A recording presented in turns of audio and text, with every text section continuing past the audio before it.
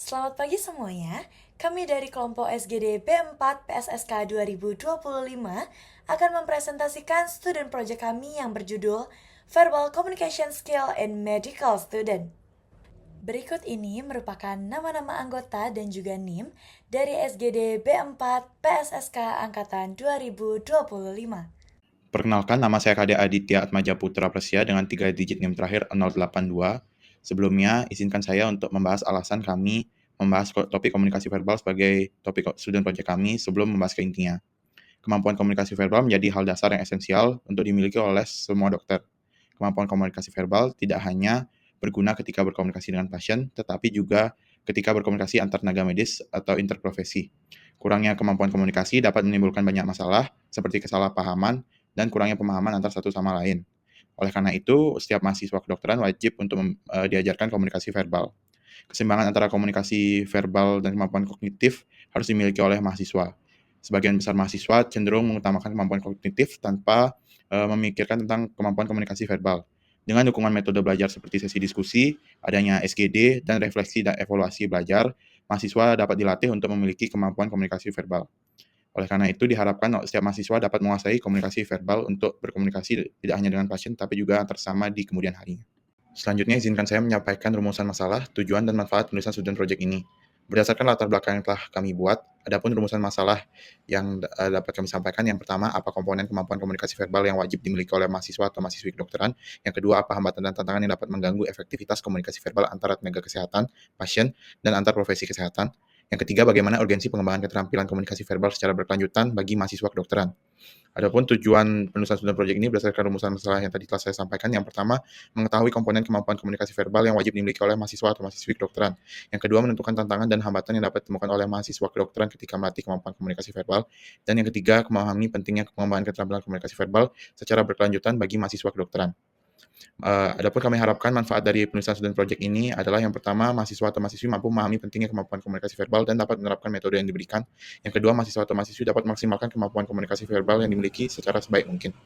Perkenalkan, saya Putih Vandanggis Sandiasta dengan 3 digit NIM terakhir 078. Sebagai seorang dokter, komunikasi merupakan salah satu keterampilan yang krusial untuk dikuasai. Komunikasi merupakan bagian dari pelayanan yang penting. Keterampilan komunikasi yang harus dimiliki oleh seorang dokter meliputi kemampuan untuk mengumpulkan guna memfasilitasi diagnosis yang akurat, memberikan konseling yang tepat, memberikan instruksi yang tepat, dan membangun hubungan yang empatik dengan pasien. Dokter yang dapat berkomunikasi dengan baik kepada pasien akan mendukung kesehatan pasien karena meningkatnya pemahaman. Dengan demikian, pasien cenderung akan lebih mau mengakui kesalahan, memahami pemilihan pengobatan, mengubah perilaku, dan mematuhi prosedur pengobatan mereka. Keterampilan komunikasi dokter merupakan landasan yang penting untuk persetujuan dan pengambilan keputusan dari informasi yang disampaikan oleh pasien. Komunikasi verbal yang efektif tentunya memiliki beberapa komponen, yaitu yang pertama adalah kejelasan dan kesadaran individu. Pemahaman pasien tentang informasi medis sangat penting untuk keberhasilan pengobatan.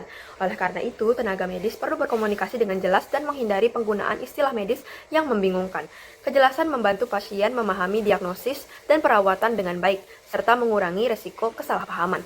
Selain itu, kesadaran diri tenaga medis penting untuk mengelola emosi, mengambil keputusan secara objektif, dan membangun hubungan yang empatik dengan pasien.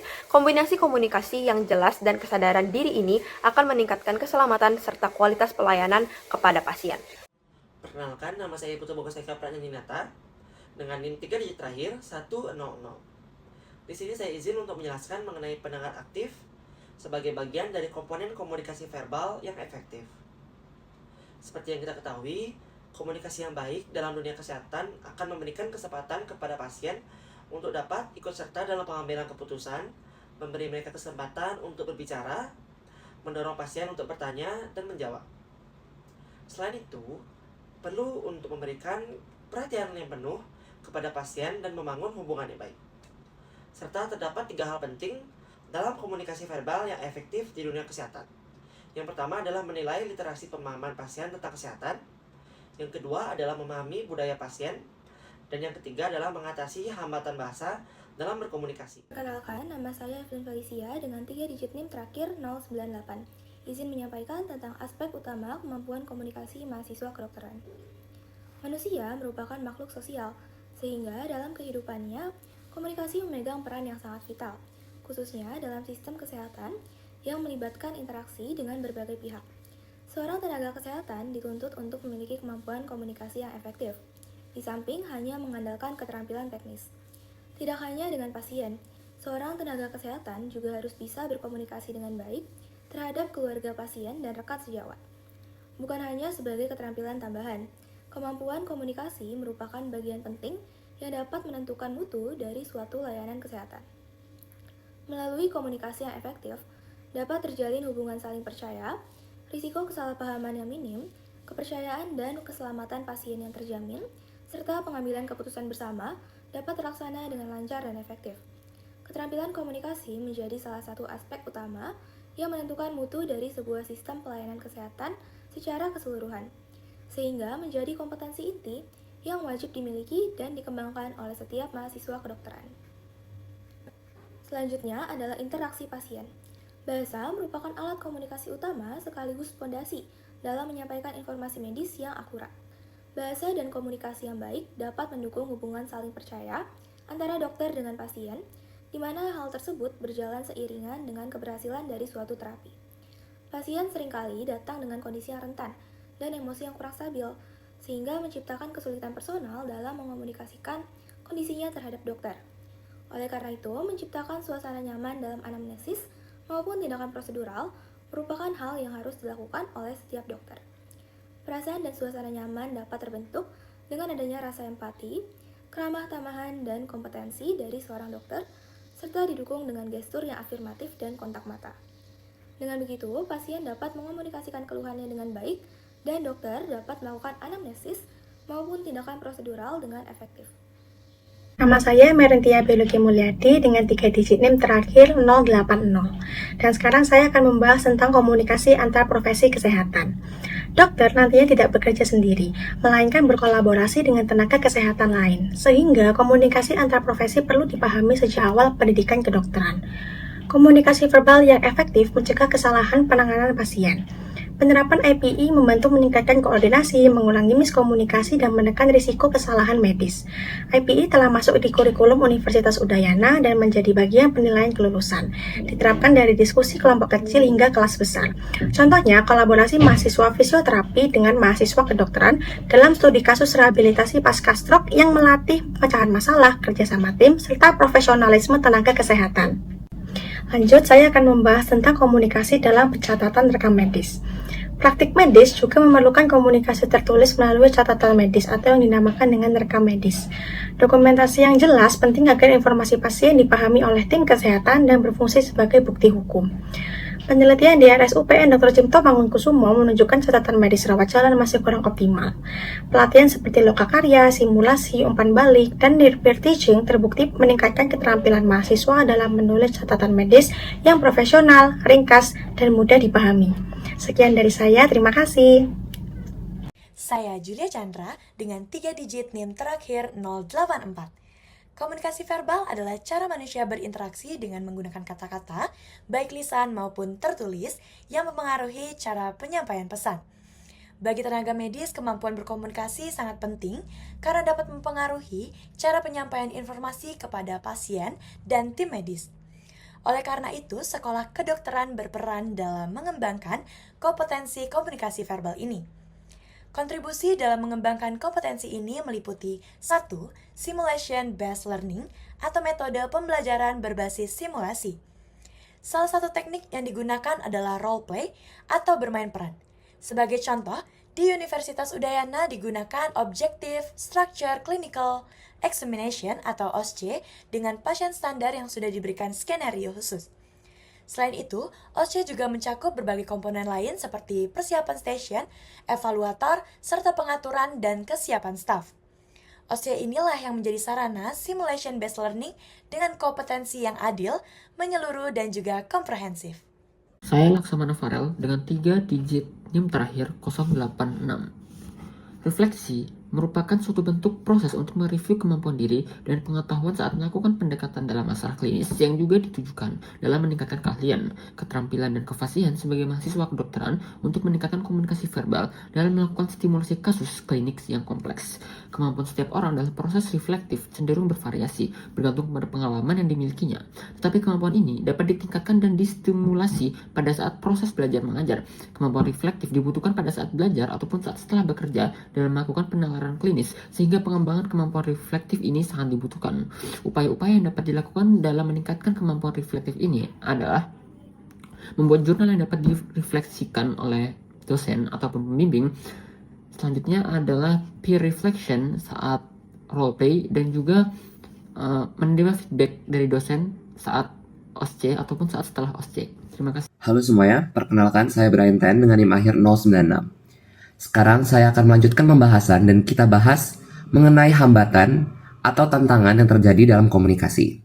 Dalam komunikasi, simpelnya, tidak mungkin selalu akan berjalan dengan mulus. Tentu pasti ada hambatan-hambatan yang saya sudah bagi 5 tipe golongan. Yang pertama adalah hambatan semantik. Hambatan semantik ini umumnya terjadi karena terdapat perbedaan bahasa dan budaya antar kedua pihak.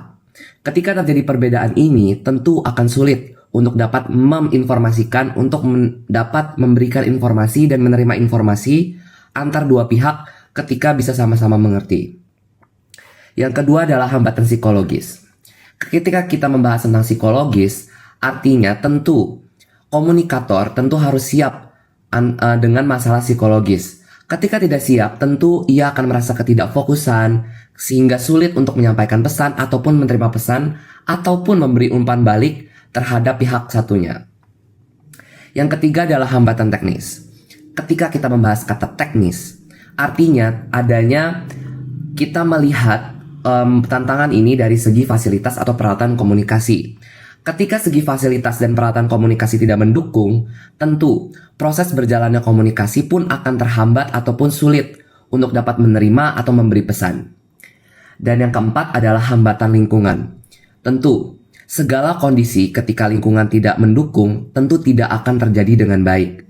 Tentu dalam komunikasi tentu membutuhkan lingkungan yang tenang, tidak berisik, dan dengan fasilitas-fasilitas pun yang nyaman. Kita ambil contoh, misalkan seorang dosen sedang memberi materi terhadap para murid, tapi mahasiswanya merasa tidak nyaman karena kelasnya terlalu panas, kelasnya terlalu berisik. Tentu pasti mahasiswa tidak dapat menerima pesan materi yang disampaikan oleh dosen dengan baik. Dan yang terakhir adalah hambatan waktu. Ketika kita membicara tentang waktu seringkali menjadi hambatan dalam berkomunikasi. Karena tentunya sulit untuk menemukan jam dan hari untuk bisa berdiskusi bersama-sama. Contohnya kita ambil SGD, Small Group Discussion. Ketika SGD sedang berlangsung, tentu sulit untuk mencari waktu untuk kita bisa bersama-sama mengerjakan student project yang diberikan. Karena tentu masing-masing individu memiliki agenda yang berbeda-beda, kepentingan yang berbeda-beda juga, sehingga kita harus bersama-sama mencari waktu yang tepat. Dan ini bisa menjadi tantangan ataupun hambatan ketika kita tidak bisa menemukan waktu bersama-sama dengan baik dan tepat. Sekian penjelasan mengenai hambatan dan tantangan dalam berkomunikasi. Perkenalkan, nama saya Nadia Ruth Aurelia dengan NIM 3 digit terakhir 094. Solusi yang dapat dilakukan dari hambatan yang sudah dijelaskan teman saya adalah menjaga hubungan personal yang baik. Yang baik ini kepada orang lain seperti teman sebaya, pasien, dosen, ataupun dokter, seperti menjaga kontak pribadi yang ramah dan akrab, menjelaskan identitas diri dalam berinteraksi dengan orang lain untuk menghindari kesalahpahaman, memberikan informasi yang lengkap kepada orang lain tanpa menyebabkan kebingungan, salah paham, penyimpangan, ataupun perubahan yang tidak disengaja. Bertindak terbuka dalam menyelesaikan masalah tanpa menutupi kebenaran, membantu orang lain untuk mengembangkan cara berinteraksi interpersonal yang efektif, berpartisipasi dalam interaksi sosial yang bersifat informal tanpa terlibat dalam tindakan penyimpangan. Menggunakan bahasa yang sederhana, menyediakan sarana dan prasarana bagi rumah sakit, menentukan waktu dan tempat yang baik, dan yang terakhir evaluasi yang sejalan juga dengan umpan balik. Sekian, terima kasih. Perkenalkan, nama saya Putra Aditya Vigian Bagiada dengan 3 digit NIM terakhir yaitu 088. Di sini saya akan menjelaskan bagian studi kasus dan contoh komunikasi verbal pada karya ilmiah kami. Dan studi kasus yang saya ambil adalah pandemi COVID-19 pada tahun 2020. Seperti yang kita tahu, pandemi COVID-19 pada tahun 2020 telah memberikan tantangan besar bagi para tenaga medis. Para tenaga medis dihadapkan dengan satu dilema, di mana pada satu sisi kita harus tetap memberikan pelayanan maksimal, Namun di sisi lain ada risiko penularan jika kita menggunakan interaksi langsung. Pemerintah bahkan mengeluarkan himbauan untuk meminimalisir kontak dengan pasien, terutama pasien yang terinfeksi COVID-19.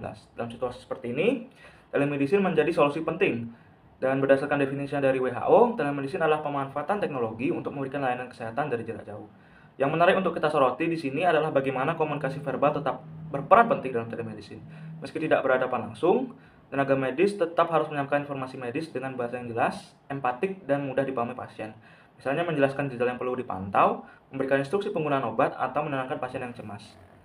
Melalui komunikasi verbal yang efektif, para tenaga kesehatan berhasil menjaga kualitas pelayanan meskipun ada keterbatasan jarak dan tatap muka. Inilah yang membuat telemedicine tidak sekedar pelayanan berbasis teknologi, melainkan sebuah sarana komunikasi profesional antara dokter dan pasien.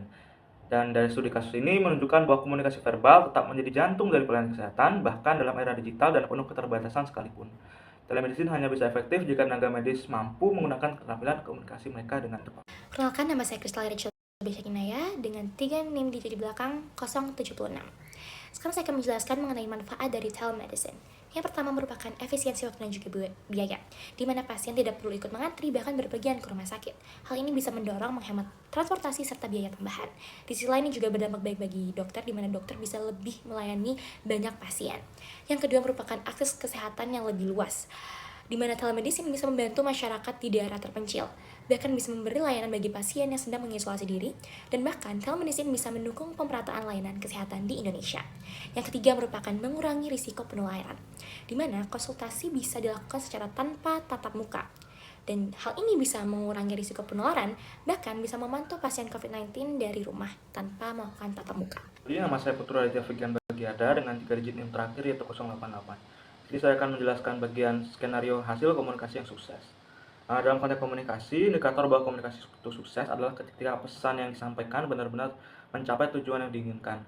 Artinya komunikasi tidak hanya berhenti sebagai proses pertukaran informasi, tapi juga menghasilkan dampak nyata yang sesuai dengan target yang diinginkan. Skenario pertama, jika kita kembali pada telemedicine di masa pandemi COVID-19, komunikasi yang sukses tampak jelas melalui perannya sebagai media penghubung utama antara dokter dan pasien, meskipun ada keterbatasan interaksi tatap muka. Tujuan komunikasi pun tetap tercapai, bahkan justru memberikan dampak positif yang besar. Skenario kedua adalah terciptanya komunikasi yang efektif sesuai dengan misi utama penanganan pandemi, yaitu pemutusan rantai penyebaran virus COVID-19 dengan telemedicine. Pasien tidak perlu datang langsung ke rumah sakit, dan resiko penularan dapat ditekan secara signifikan. Skenario ketiga adalah pemutusan rantai penyebaran virus yang relatif cepat, dan skenario keempat adalah adanya peningkatan nyata dan penggunaan platform layanan kesehatan digital seperti Halodoc atau Alodokter. Ini menunjukkan bahwa masyarakat menerima dan memanfaatkan telemedicine sebagai bagian dari solusi kesehatan modern. Perkenalkan kembali lagi, nama saya Crystal Rachel Besyakinaya dengan 3 digit di belakang 076. Sekarang saya akan menjelaskan mengenai tantangan dan juga resolusi. Keterbatasan tatap muka dapat membuat diagnosis dari dokter itu kurang akurat dalam layanan telemedicine. Namun kita tahu bahwa tantangan ini tentu bisa diseimbangi dengan adanya solusi, di mana kita bisa menyimbanginya dengan komunikasi yang intensif dan juga searah. Dan juga kita sebagai dokter juga bisa memanfaatkan media video untuk menunjukkan perubahan fisik pasien secara lebih jelas dan juga akurat. Perkenalkan, nama saya Katrina Beltan Wijaya dengan 3 digit NIM terakhir 092. Jadi sebagai kesimpulan, komunikasi verbal yang baik merupakan kunci utama dalam mewujudkan pelayanan kesehatan yang optimal. Dengan adanya hambatan dalam berkomunikasi, pastinya risiko yang dihasilkan cukup besar, mulai dari kesalahan diagnosis hingga menurunnya mutu pelayanan kepada pasien. Oleh karena itu, kemampuan berkomunikasi perlu dikembangkan secara berkelanjutan, mulai dari pengalaman klinis, pelatihan, simulasi, feedback maupun refleksi. Dengan memiliki komitmen untuk terus belajar dan berkembang, pastinya hubungan dengan pasien akan jauh lebih baik, profesionalisme meningkat, dan kualitas perawatan menjadi lebih optimal. Lalu untuk sarannya, keterampilan dalam berkomunikasi perlu ditanamkan sejak awal dalam pendidikan kedokteran. Selain itu, kita juga harus bisa memanfaatkan segala kesempatan dalam berinteraksi dengan pasien untuk melatih kemampuan anamnesis kita, untuk menunjukkan empati dalam berkomunikasi, serta kemampuan kita untuk mendengarkan secara aktif atau active listening. Selain pengalaman klinis, kita juga bisa mengikuti seperti pelatihan, workshop, ataupun simulasi untuk mendapatkan teknik baru dan juga feedback yang konstruktif dari fasilitator sebagai bahan kita untuk berefleksi dan memperbaiki kelemahan kita. Dengan adanya sinergi antara pelatihan ini, lalu pengalaman klinis dan juga evaluasi diri kita, pastinya komunikasi kita akan jauh lebih efektif. Dan sebagai hasil akhir, hubungan antara dokter dengan pasien akan jauh lebih baik dan kualitas perawatan akan meningkat. Demikian presentasi dari kelompok kami. Terima kasih atas waktu dan perhatiannya.